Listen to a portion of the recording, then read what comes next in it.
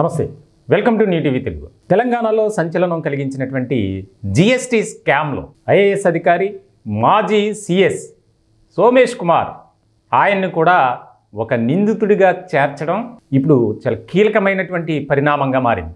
దాదాపుగా 2000 కోట్ల రూపాయలు పన్నుల రూపంలో ప్రభుత్వానికి రావాల్సినటువంటి ఆదాయానికి గండి కొట్టినటువంటి వ్యవహారంలో ఒక ముఖ్యమైనటువంటి అధికార హోదాలో ఉన్నటువంటి సిఎస్ ఇష్టారాజ్యంగా వ్యవహరించారు.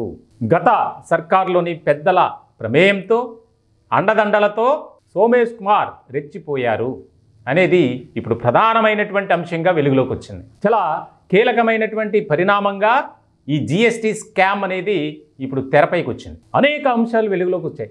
ముఖ్యంగా ఏదైతే ప్రధానమైనటువంటి వాణిజ్య కేంద్రాలు ఉన్నాయో, వ్యాపారస్తులు ఉన్నారో వారికి సంబంధించి పన్నుల రూపంలో ప్రభుత్వానికి ట్యాక్స్ చెల్లించాలి. దానిని మ్యానిపులేట్ చేయటం, వారు చెల్లించినటువంటి అమౌంట్స్ని ఈ యొక్క గ్యాంగ్, ముఖ్యంగా దీనికి కింగ్ పిన్గా సోమేష్ కుమార్ ఉన్నారు. గత ప్రభుత్వంలో ప్రధాన కార్యదర్శిగా ఉన్నారు. అలాగే మాజీ ముఖ్యమంత్రి కేసీఆర్కు అత్యంత సన్నిహితుడిగా సోమేష్ కుమార్కు పేరు ప్రఖ్యాతలు ఉన్నాయి. ఇటువంటి సందర్భంలో అధికార దుర్వినియోగానికి పాల్పడ్డారు అనేది ప్రధానమైనటువంటి ఆరోపణగా వినిపిస్తుంది. ఇప్పటికే ఈ కేసులో commercial tax additional commissioner Kashi Visweswararao, ఆయనతో పాటు డిప్యూటీ కమిషనర్ శివరాం ప్రసాద్, ఈ ఇద్దరు కూడా అరెస్ట్ అయి ఉన్నారు. వారిచ్చినటువంటి స్టేట్మెంట్ ఆధారంగా చేసుకుని ఇప్పుడు సోమేష్ కుమార్పై కూడా కేసు నమోదు చేశారు. అంటే నిందితుల జాబితాలో ఒక ఐఏఎస్ అధికారి మాజీ చేరడం అనేది దేశవ్యాప్తంగా ఒక ప్రకంపనలు కలిగించేటువంటి అంశంగా మనం చూడాలి. గత ప్రభుత్వంలో 10 ఏళ్ల పాటు జరిగినటువంటి అవినీతి అక్రమాలలో ఇది ఒకటి. ఇది ప్రధానమైనది. ముఖ్యంగా అనేక రకాలుగా ప్రభుత్వ డిపార్ట్మెంట్స్లో భారీ ఎత్తున అవకతవకలు జరిగాయి అనేది తెర మీదకి వచ్చింది. రాష్ట్రంలో బీఆర్ఎస్ ప్రభుత్వం దిగిపోయిన తర్వాత కాంగ్రెస్ అధికారంలోకి వచ్చింది. గతంలోనే కాంగ్రెస్ పార్టీ చాలా పెద్ద ఎత్తున విమర్శలు చేసింది, ఆరోపణలు చేసింది. స్కీమ్ల పేరుతో పేద ప్రజలను మోసం చేస్తున్నారు, కేసీఆర్ అధికార దుర్వినియోగానికి పాల్పడుతున్నారు, ముఖ్యంగా Kaleshwaram project, Telangana state public service commission కానీ అనేక రకాలుగా ప్రభుత్వ రంగ సంస్థలు కావచ్చు, గవర్నమెంట్ డిపార్ట్మెంట్స్లో కూడా అవినీతి ఏరులై పారుతుంది అని చెప్పి పెద్ద ఎత్తున వారు ఆరోపణలు చేసినటువంటి సందర్భం. ఇప్పుడు కాంగ్రెస్ అధికారంలోకి వచ్చిన తర్వాత ఒక్కొక్క వ్యవహారాన్ని బయటకు లాగుతున్నారు.